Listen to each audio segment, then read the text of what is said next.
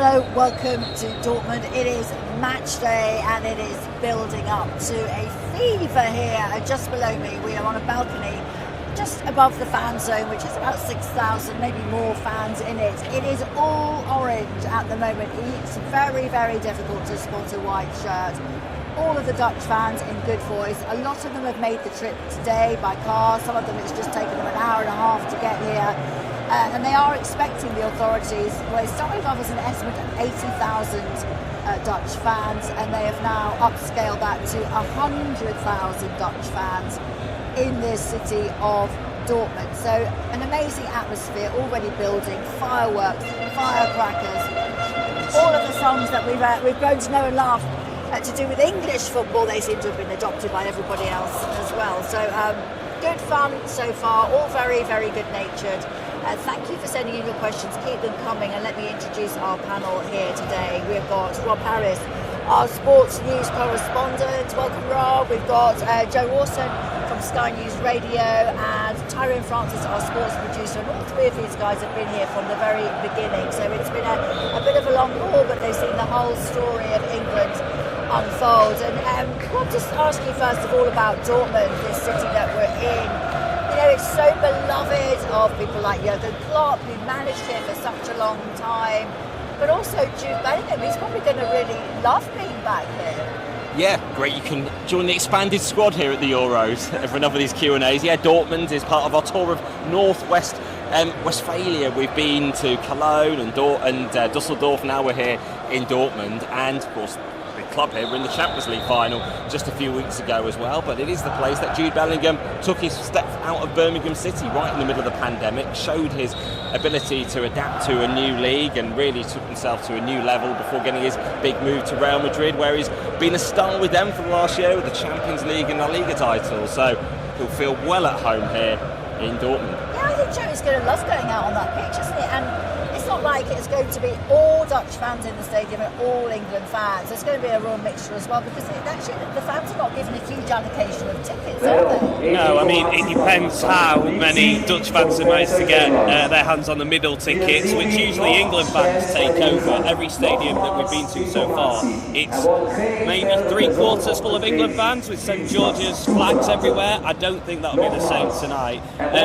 It'll be different for Jude Bellingham, because that yellow wall, which he was accustomed to playing in front of, will become the orange wall tonight. So will be a different atmosphere inside Signal Iduna Park. But yeah, Bellingham knows the dressing room, so he'll be comfortable with that, the playing surface, and I think he's ready to give a star performance, Jude Bellingham.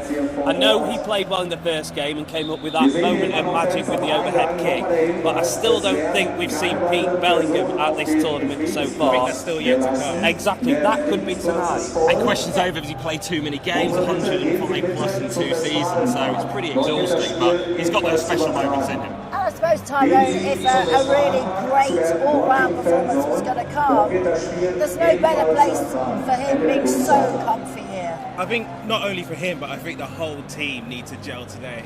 There's been questions over the whole of the tournament has Southgate got it right? Has he got the best out of this talented group of players?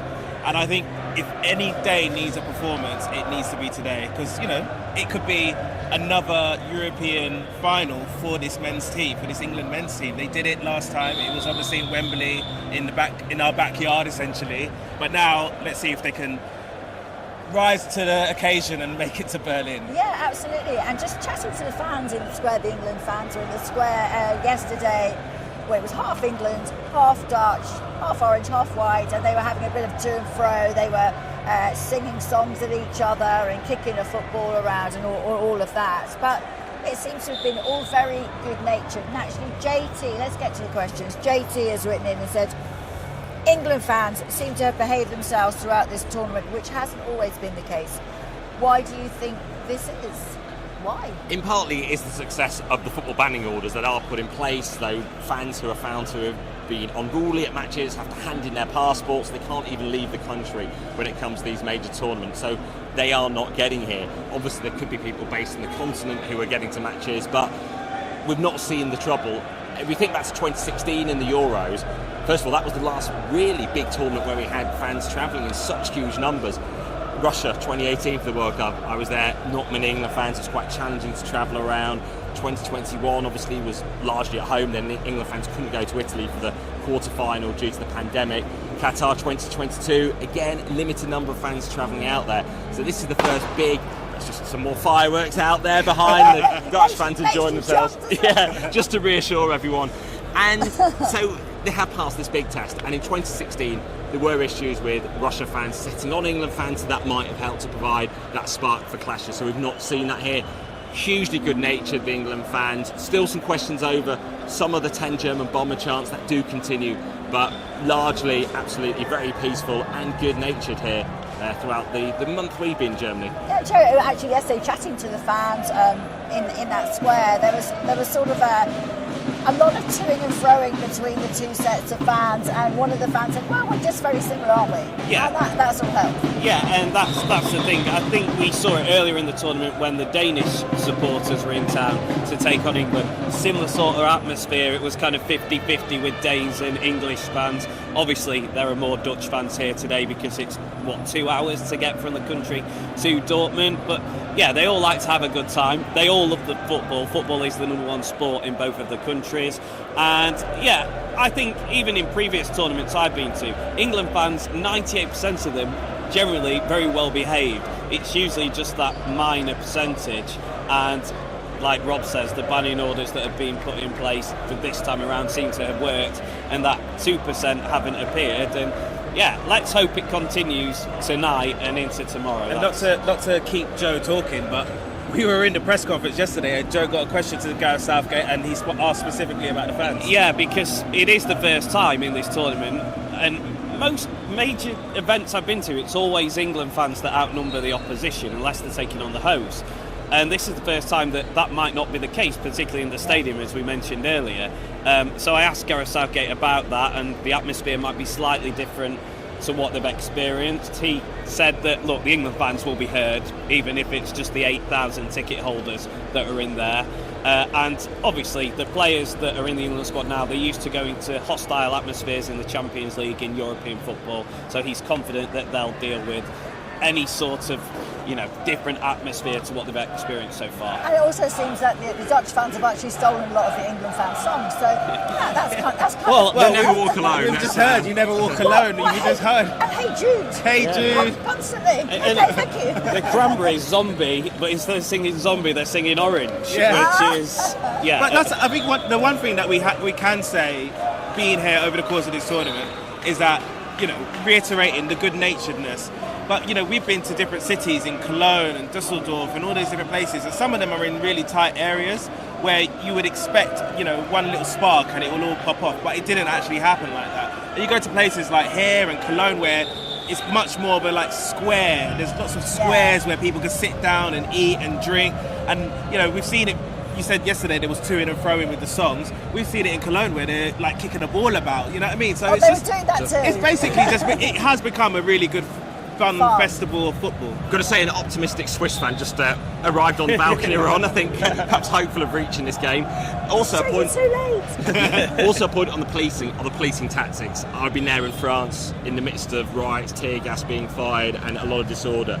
The policing can be quite provocative in some other countries like France, where they do pose an intimidatory sort of attitude, and that has not been the case here. The police have kept a distance and let fans largely get on with it. Yeah, I did notice that as well. It seems to work, doesn't it? Okay, back to questions. James has written in, England have far more talent than Holland, apart from maybe Van Dijk. Would any of their players get near our team? This is an interesting one, isn't it? Surely Virgil van Dijk would as an option.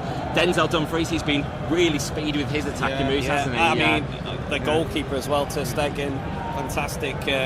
Even someone like Mickey van der Ven, the pace that he brings to the Tottenham. UEFA website's calling him a speed legend. Exactly. So, I think the defensive players that the Dutch have, I think may have a shout with the England team. But I think the England attacking players, we have the best in the world. I think legitimately we have a case for that. They've not clicked so far in this tournament, and that's maybe because of the strategy Gareth Southgate's employed. It looks better against the Swiss. Will it look even better tonight? That's the big hope that we all have. But yeah, I think the Dutch probably, even coming into the tournament, I said they had the best defence in the tournament. I think we had that conversation. And it does take away from some of the criticism of the England team. The fact the defence has held up pretty strongly throughout this tournament. That's the surprise for us, because without Harry Maguire, we were thinking, oh, this could be the weak point. Without Harry Maguire, without Luke Shaw starting and having to recognise, left back. But you're not going to ask us to do a Sky News combined 11 like Monday Night Football, are you, Jackie? We get some unhappy players that are left out. It's quite a familiar team, isn't it? If someone's just tuning in tonight and wondering who's playing in the Dutch side, there are 7 Premier League players in their squad. It's pretty familiar. All those who've been in the Premier League, Memphis Depay as well. Exactly. Yeah. Memphis Depay, Manchester United fans might remember him being a little bit of a flop. But he's actually just a couple of goals behind Robin van Persie now to becoming the Netherlands' all-time leading goal scorer. And he did help to rebuild his career. Was it Monaco first? He's gone around.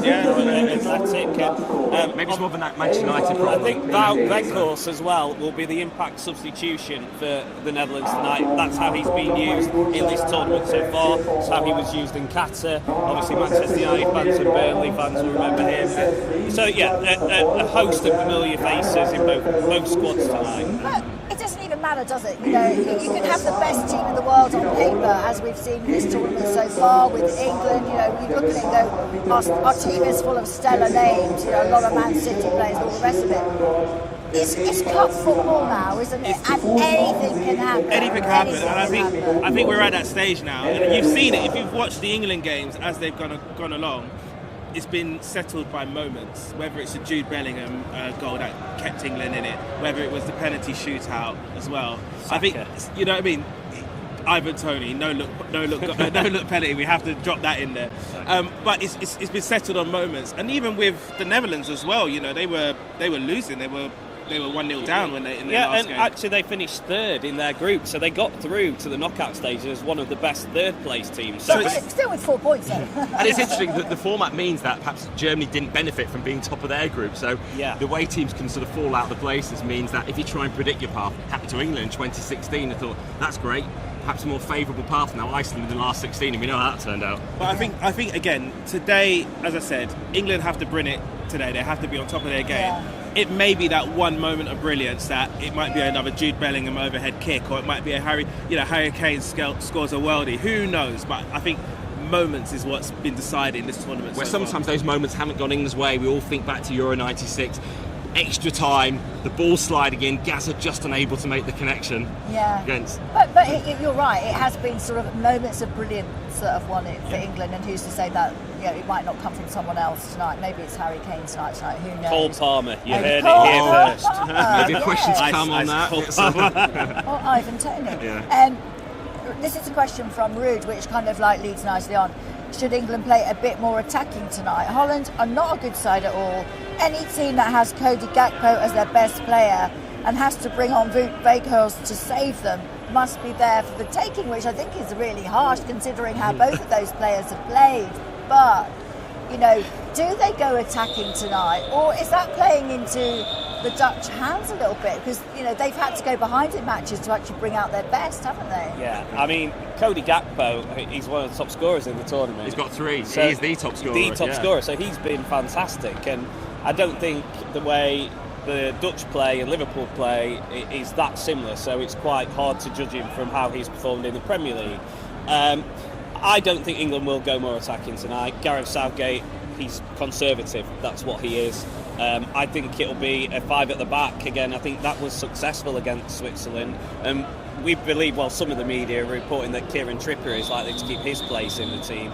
So that to me suggests one change. Mark Gay comes in for Ezri Konsa, and I think that'll be it. I think it'll be and we'll play the same way as we did against the Swiss. Maybe Harshan Konsa, given what a tournament first start he made. Konsa was brilliant in his, he wasn't in the side before that. So Konsa coming in because Mark Gay was suspended, and both of them, you could say, arguably, both of them have had a really good tournament. Stand-up performance. But it's been reported that that's the change that will be made, which actually would be maybe a little bit unfair. Something maybe we get onto actually is about how Gareth Southgate feels about the team getting out there early. I mean, interesting from Gakpo, who's talking about some of this to the Dutch media, talking about how he's playing on the left here as he prefers, whereas at Liverpool he's having to play a lot as a striker. and it's always his preference to be on the left. So that's criticism about how he is at he's Liverpool deployed at compared to Liverpool, here, yeah. saying, you know, how he's had to do what Jurgen Klopp wanted him to do and how he's done the team duty there, whereas here Maybe we'll see a performing. different Gakpo and Arne slot this time around. Obviously, a new manager. Yeah. And also, when people shine at a Euros or a big tournament, you kind of like, you reinvent yourself, don't you? And you go back to your club and you either get sold for loads of money. Yeah, usually it's a big money move to Manchester United. Ones that don't work, I think James Rodriguez after the 2014 World Cup and fought for that. There's not been a big player maybe put themselves into the transfer window from this tournament. I bet everyone's going, I wish we could afford Lamine Yamal. Yeah, at 16, you got many years ahead. I know, Barcelona thinking, I'm glad we signed him at 7. You have to find players even younger now. It's ridiculous, isn't it? And what a ridiculous goal that was. My goodness, everybody in the street shouting when that goal went. No, we could believe he'd actually done it. Eric, Southgate loves Didier Deschamps' cautious style because he thinks it wins trophies. But France now have a record under him of 1 win in 6 tournaments, despite having the best squad in the world. Does this, and their loss last night, mean that Southgate is probably wrong? This whole question about Southgate's caution, I think if he was being cautious, he would have taken Jack Grealish here. Maybe that was his daringness, his experimental nature to actually take the bold call and choose this group, half of whom weren't in Qatar in 2022. And you had Didier Deschamps saying about boring football. Well, he said, if you're getting bored, watch another game. It's all about producing just the results, isn't it, rather than the performance. Yeah, I mean, that's what tournament football is all about, and you can't argue with Gareth Southgate's record in a tournament, though he does need to try and win one. This could be the moment he does it. It's difficult because you don't want to find yourself out of games early on, particularly in the knockout stages, and if you do play that attacking football, you risk being susceptible in defence, and that's what Gareth Southgate doesn't want to do. Look, it's worked so far, so I find it hard to criticise him, though I would love to see us go gun-ho. I was at the friendly against, what was the previous one before in the March break?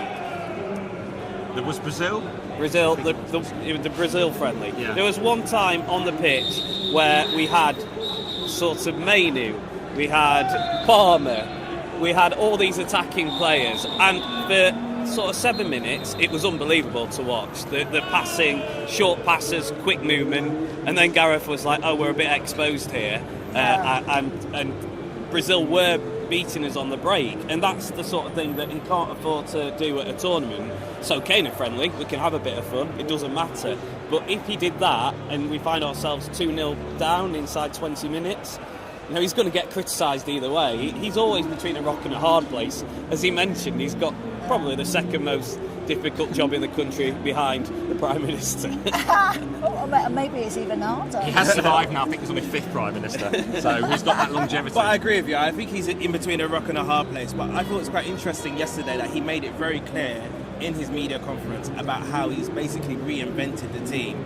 He said half the squad it's their first tournament. They've never played this type of tournament football before. So it shows that he is basically future-proofing and reinventing the wheel, trying to get the new players through. And I think it's hard to criticise him for not going expansive and ultra-attacking, but that's never been Gareth Southgate's style.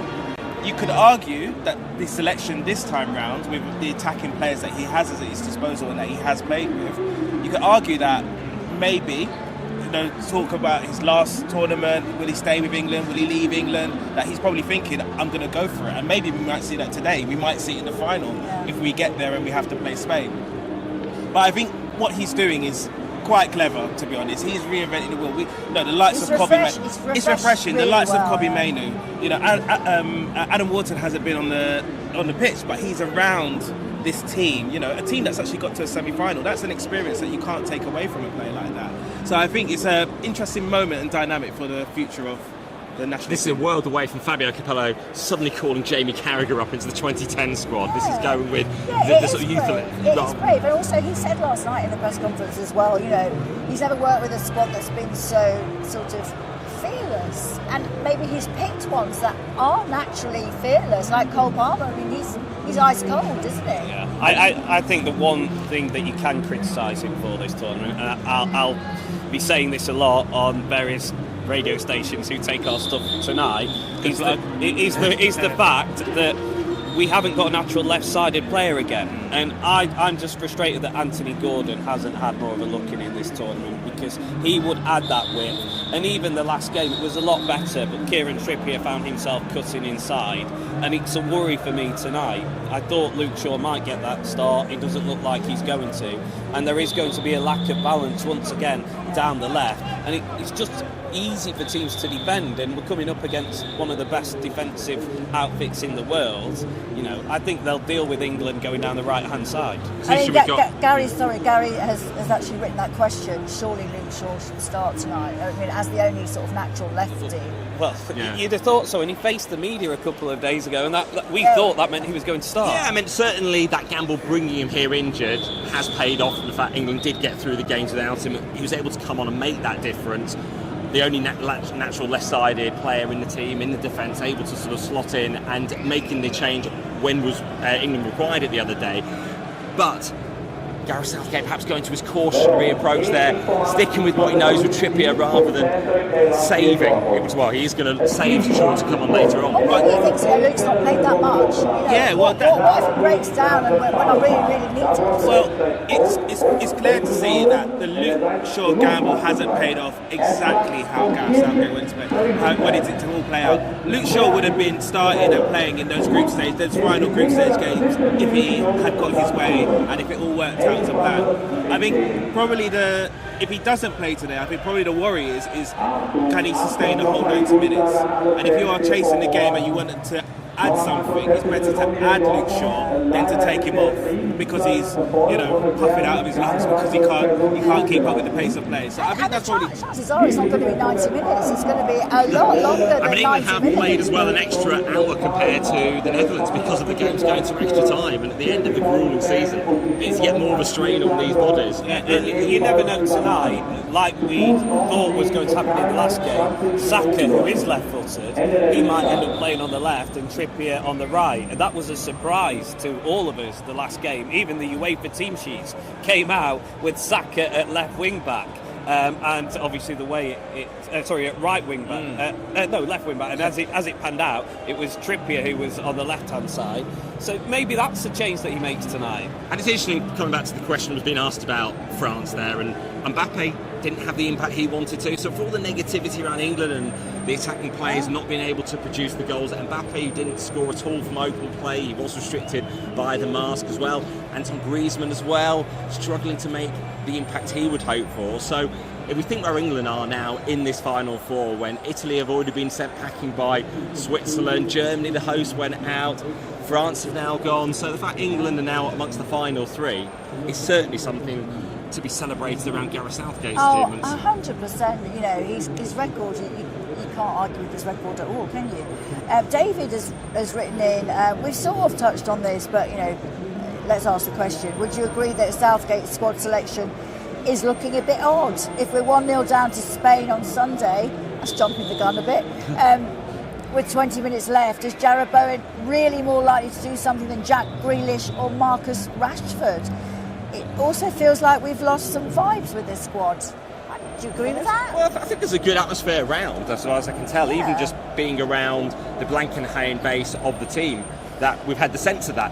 When Luke Shaw did the press conference, we were actually talking live into it on Sky News while the darts was going on, and suddenly Phil Foden appeared over my shoulder, told me he was here watching, and the fact he came in to sort of just be part of that, he came in to play some extra darts as well. In the past, there would not have been that good atmosphere between the media and the players, even amid all these questions over the criticism, over the performances. And it's interesting when we reflect on some of these doubts that have been raised over everything being produced here by the Three Lions. In the past, it might have been the power of the press, the back page headlines making these big demands. Here it is the former players, the pundits, Gary Lineker and co, who are the ones putting all the pressure on the team and demanding better performances. So it has shifted, I would say, in this tournament. Who's leading that sort of drive for change and being unhappy with what they're seeing? Yeah, they seem all chilled out though, don't they? Yeah, I mean, who was it who asked that question? Jack? It was... Because David. I'm sorry, David. I just don't agree with you. The reason Jack Grealish was left out of the squad because he couldn't get in the Manchester City team. The reason Marcus Rashford was left out of the squad because he was terrible for Manchester United throughout the Premier League season. And look, he's named Jared Bowen. Madison as well. Madison. But we've got. He's not named the likes of Ollie Watkins, who in the appearance he did make at this tournament, he did make an impact running behind the defence. You know, you look at our bench and there is enough game changers to come on. Look at the impact Ivan Toney has had when he's come on. Cole Palmer, it's been brilliant the impact he's had. If you take it this way, before previous tournaments, we've always looked to that one person, Kane, Rooney, Owen, Shearer. all one player that we've always been, worried about. We need to wrap them up in cotton wool before they get to the tournament. He's going to do exactly. Well, we're at a stage now where we're talking about the riches that is at Gareth Southgate's disposal, and we're not even just talking about the 26 that are here. We're talking about the ones that aren't here. So if you can imagine, in the next tournament, you still got the likes of Marcus Rashford who are going to be in their peak when it comes to the next tournament. You're still going to have the likes of Jack Grealish that are going to be in their peak come the next tournament. So could you imagine, you've got the players that we have here that are experienced their first tournament, and then you've got players that are at home that still haven't played, and we know what they're capable of. Gareth Southgate or whoever the next manager might be for the next tournaments coming up, they will have a riches of English talent, and that's exciting. You've not even mentioned the young players who are coming through, like Branthwaite, it seems like he's going to get a big move this summer. Surely in 2 years' time he'll have a stake at be one of the top starting central defenders. And showing there's not perhaps going to be this over-reliance on Harry Kane. He did come off in extra time. We still got through on penalties, and there are those attacking options out there, although he is sometimes underappreciated. The fact he's got 44 goals in his first season here in Germany is pretty impressive. Yeah, he just seemed a little jaded, didn't he, in those early matches, but had the back injury, didn't he? He had the injury at the final games of his season at Bayern Munich. So I think, as Bellingham had his injury issues as well. Yeah, I think it's been obvious to see that Harry Kane hasn't been totally fit coming into the tournament, but still scored 2 goals. He still scored 2 goals. Alex has written in a question about Kobbie Mainoo. Isn't it time that Southgate started building his team around Kobbie Mainoo, who's been our best player this tournament, and unlike some of the other so-called stars, he hasn't got an ego the size of a small planet. The right man to answer. I was going to say, it's Kobbie Mainoo fan in the world. Kobbie like Robbie. Kobbie keep on correcting me on that. That's the producer's job to keep correcting the correspondent. Kobbie Mainoo, fantastic player. I mean, I've seen him throughout the season when he has played, and he's basically carried a juggernaut of Manchester United on the pitch. And I think Gareth Southgate is now aware of that, because he played Kobbie in the second game, and he's been a mainstay since. And I think that's key. Kobbie Mainoo is an 18-year-old kid. Let's just deep it. He's an 18-year-old kid that's dislodged. He's done his A-levels. Exactly. He's just dislodged other players within that squad, which was never part. You can tell it was never part of Gareth Southgate's thinking. I mean, I think we should build a team around Kobbie Mainoo. Getting ahead of myself now, but are you talking about England or Manchester United? Both, to be honest. But I think the experience that he's getting now at tournament football, that is setting him up for life. And the number of players who only made their England debuts in March who've come here, I don't think that would have necessarily happened in the past with England managers. They were stuck who would take them all through qualifying, but that was that sort of ruthless touch, might say, from Southgate for all the questions over. Is it better to start him and then to bring him off who's not being offensive? As we saw the other day, although maybe with a hint of a knock. I mean, performance-wise, there is an argument to be had about whether Kane should be starting because of the impacts Watkins and Toney have made when they've come on, particularly Ivan Toney. And he's very unorthodox, his style of play, a bit like Wout Weghorst. I think they're quite similar. And I think, actually, tonight, both of those will play key roles for their respective sides, because it will be how they impact the games. It's just, like Rob said, it's Harry Kane. If you leave him out, again, it's a rock and a hard place, because he is the leading all-time England goal scorer. He is the captain. The talk around before kick-off, when the team sheets come out an hour before, would all be about Harry Kane. Maybe an unwanted distraction. I think it would take Harry Kane to go, look, I'm not 100% fit. Maybe I'll be better as an impact player. It would be so ballsy if Gareth Southgate dropped Harry Kane when he was sat next to him yesterday in the pre-match press conference. That would be absolutely. This is very true. We're nearly out of time, but I just wanted to ask one question about the referee. Do we have any worries about his history with Jude Bellingham? If in a nutshell you could explain what that was for those who don't know. It's a German referee. They've got priors, they've got history. Felix Weyer was banned after being implicated in a match fixing case here in Germany in 2005. He was not in any way the main figure involved. He did help the investigation, but he did serve a ban. That issue was then brought up many years later, 2021, when Bellingham was playing here for Dortmund. The decision didn't go their way against Bayern, and he referenced the previous fixing case, and it led to Bellingham being fined. So the questions were raised: how does it seem putting this referee in charge of such a big match involving England with Bellingham involved? But he has been refereeing at the top level for many years. It's only come up again because of this history with Bellingham. Now no one's questioned his integrity. I don't think Southgate or any of the England players could have come out and criticised him, because they might have faced action from UEFA by bringing up the past case. But maybe it puts a little bit in his mind about if he does take a decision that's on the edge, if it would become an issue again. Yeah, well, let's hope it's not an issue. Is it worried? I mean, Southgate's not worried. No, I don't think it'll be an issue. I mean, look, he is one of the top referees in the world, actually. So to be reffing a European semi-final, it's a big deal for him. And I think, you know, he's done something in the past. There may be questions of how he wasn't eradicated from the game maybe then. But, you know, he's been allowed to continue his career. He's proven to be one of the best referees in the world. I think it was a naive young Jude Bellingham that made those comments for Borussia Dortmund. I've got to say, it does show Bellingham how he is vocal and will say what he thinks. He isn't sort of restrained. He's quite feisty, yeah. But he was immature back then. You know, what was he, 18? So I don't think it will have any. The referee might have an impact on the game tonight, as they always can do. But I don't think it will because of that reason. It might be because of a silly VAR decision. I was going to say, but you would hope that if there is anything, that there's VAR. I know we have spoken about it. But we have issues with VAR in our game in the Premier League. You know, is it working? Is it not working? Again, we've not spoken about it. The communication's been really well. We're sat in the stadiums, and you know, VAR decision happens, and it comes up communicated, text on the board to say, you know, the reason why this player's been given this goal hasn't been given because it's offside. You would hope that there's enough. I don't want to use the word backstop, but too many backstops to avoid a big decision going against and it centering on the referee. I'm sure it will be fine. Final question. It's a good one, Nigel.